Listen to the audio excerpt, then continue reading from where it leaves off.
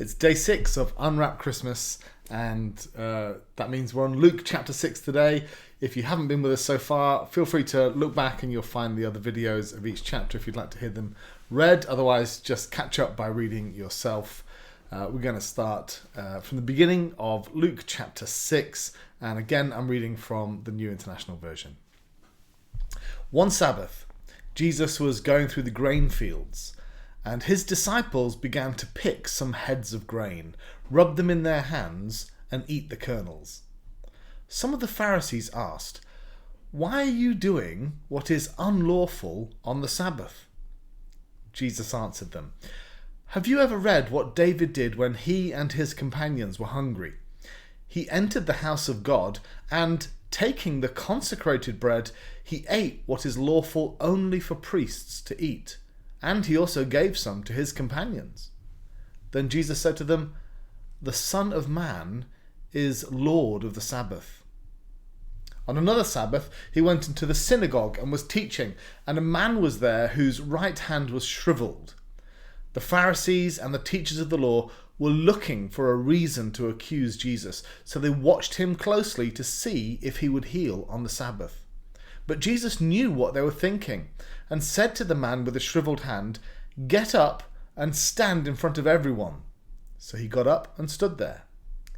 Then Jesus said to them, "I ask you, which is lawful on the Sabbath, to do good or to do evil, to save life or to destroy it?"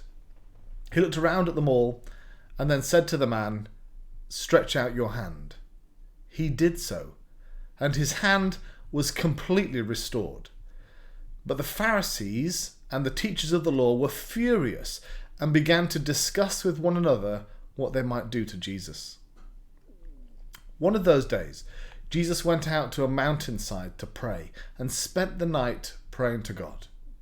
When morning came, he called his disciples to him and chose 12 of them, who he also designated apostles: Simon, whom he named Peter, his brother Andrew, James, John, Philip, Bartholomew, Matthew, Thomas, James, son of Alphaeus, Simon, who was called the Zealot, Judas, son of James, and Judas Iscariot, who became a traitor.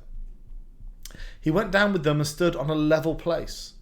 A large crowd of his disciples was there, and a great number of people from all over Judea, from Jerusalem and from the coastal region around Tyre and Sidon, who'd come to hear him and be healed of their diseases. Those troubled by impure spirits were cured, and all the people tried to touch him because power was coming from him and healing them all. Looking at his disciples, he said, "Blessed are you who are poor, for yours is the kingdom of God. Blessed are you who hunger now, for you will be satisfied. Blessed are you who weep now, for you will laugh.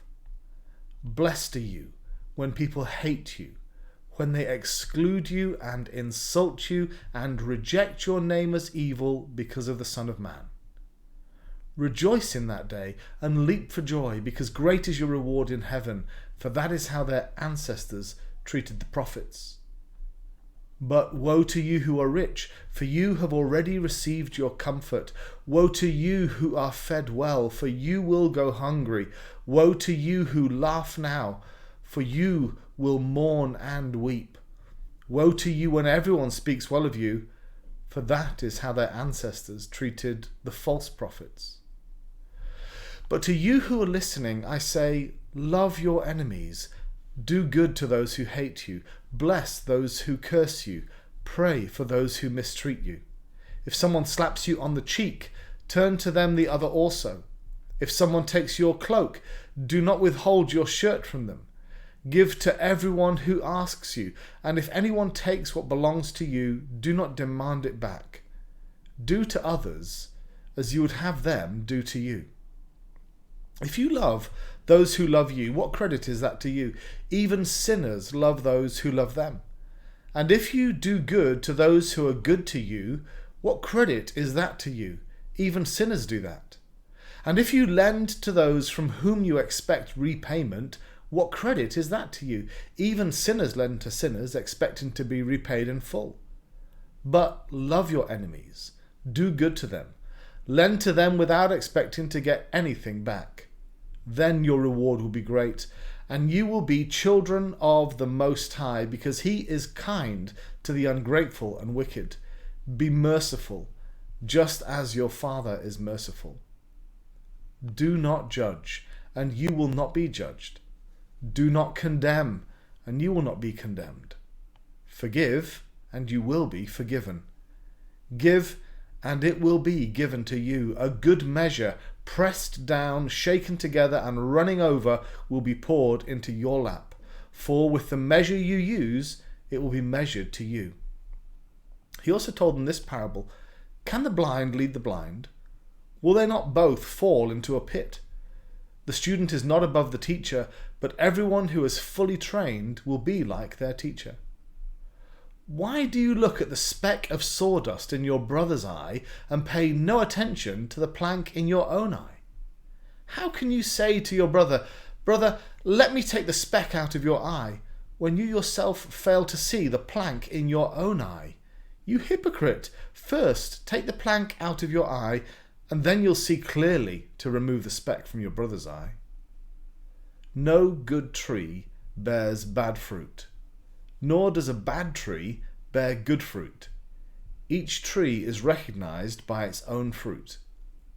People do not pick figs from thorn bushes or grapes from briars. A good man brings good things out of the good stored up in his heart, and an evil man brings evil things out of the evil stored up in his heart. For the mouth speaks what the heart is full of. Why do you call me Lord, Lord, and do not do what I say?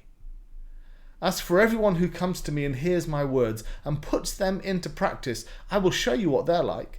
They are like a man building a house who dug down deep and laid the foundation on rock.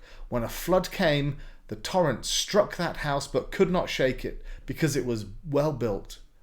But the one who hears my words and does not put them into practice is like a man who built a house on the ground without a foundation. The moment the torrent struck that house, it collapsed, and its destruction was complete.